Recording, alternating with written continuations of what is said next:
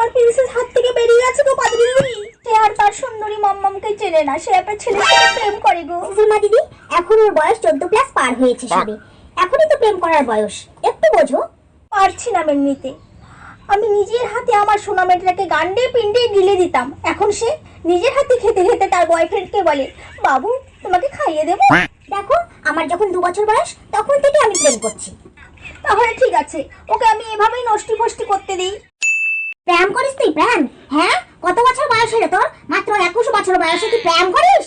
হ্যাঁ মা, ও আমাকে সত্যিই খুব ভালোবাসে আর আমিও ওকে খুব ভালোবাসি। কি বলছিস তুই? আমাদের গলার আওয়াজ কোথা থেকে শোনা যাচ্ছে জানো? এটাই তো প্রেম করার বয়স, এখন করবে না তো কবে করবে? এটা কি বলছিস তুই? কান দিবি তুই? বিষয়টা বুঝতে পারছিস না? না, কার সাথে প্রেম করছিলি তুই? সেদিন যে দেখলাম পার্কে জড়াই ধরে ছেলেটাকে চুমু খাচ্ছিলি, ওর সাথে?